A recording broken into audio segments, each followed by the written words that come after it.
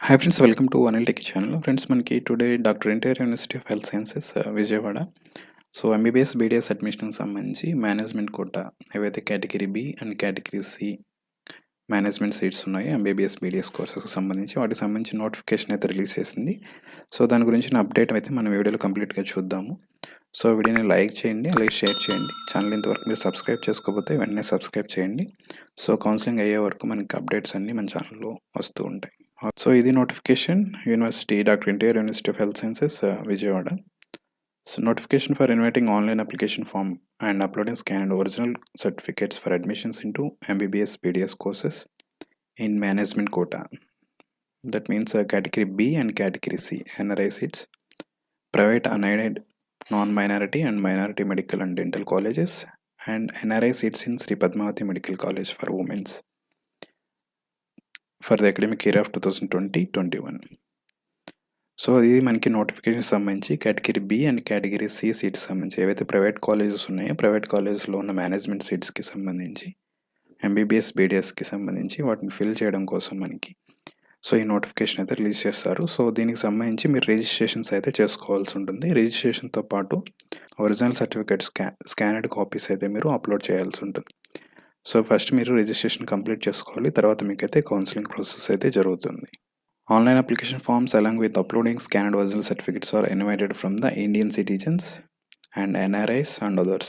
Okay, ఎవరైతే మీకు category B management quota seats కానీ లేదా ఇన్ కేస్ ఎవరైనా ఎన్ఆర్ఐ క్యాండిడేట్స్ ఉంటే ఎన్ఆర్ఐ క్యాండిడేట్స్ కేటగిరీ సికి మీరు అప్లై చేసుకోవడానికి ఎలిజిబుల్ అనమాట. సో ఆన్లైన్ అప్లికేషన్స్ అయితే ఇన్వైట్ చేయడం జరుగుతుంది, including Sri Padmavathi medical college for womens కూడా.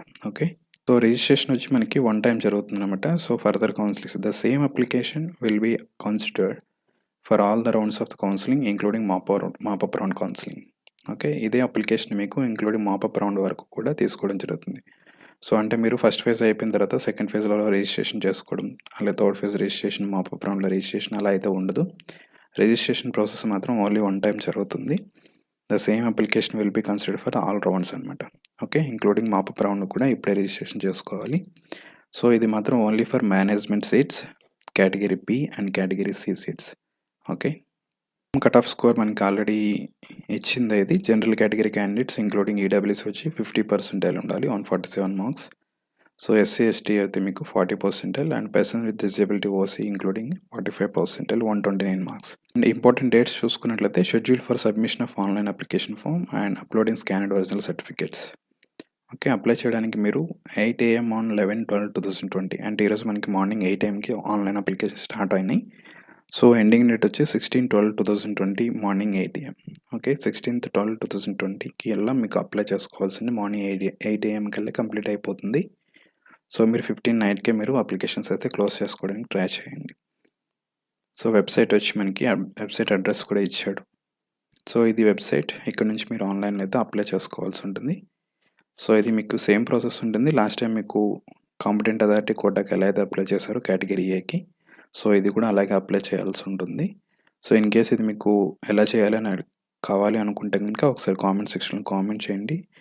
I will try to give video regarding how to apply online. Okay, note point కూడా ఇచ్చాడు ఇక్కడ చూడండి, preferable by desktop and laptop. మొబైల్లో అయితే మీరు ట్రై చేయొద్దు ఇది. సో పేమెంట్స్ అయితే మీకు ఫెయిల్ అవుతుంటాయి కాబట్టి. సో నెక్స్ట్ మనకి పేమెంట్ ఫీ చూస్తున్నట్లే application and processing fee including verification fee. Okay, ఏదైతే అప్లికేషన్ ప్రాసెసింగ్ ఫీ ఇంక్లూడ్ అలాగే మనకి వెరిఫికేషన్ ఫీ కలిపి మనకి RS 10,620 రూపీస్ అని ఇచ్చాడు. సో ఇందులో మీకు 9,000 + 1,620 GST అనమాట. అండ్ మీకు బ్యాంక్ ఛార్జెస్ కూడా ఉంటాయి. ఇది మీకు net banking, debit card, net banking, credit cards use చేసి మీరు పే చేయొచ్చు. ఓకే, ఇది ఫీ అయితే నాన్ రీఫండబుల్. వన్స్ పే చేసిన తర్వాత మీకు రీఫండ్ అయితే అవ్వదు ఇంకా. ఇది మీకు application processing fee and verification fee అనమాట. ఇది మీరు అప్లై చేసేటప్పుడు ఫీ పే చేయాల్సి ఉంటుంది. Certificates to be uploaded వచ్చి మనకి the candidates are informed to submit the online application along with uploading the following scanned original certificates. Okay, ఏదైతే original certificates ఉన్నాయో వాటిని స్కాన్ చేసి మీరు అప్లోడ్ చేయాల్సి ఉంటుంది.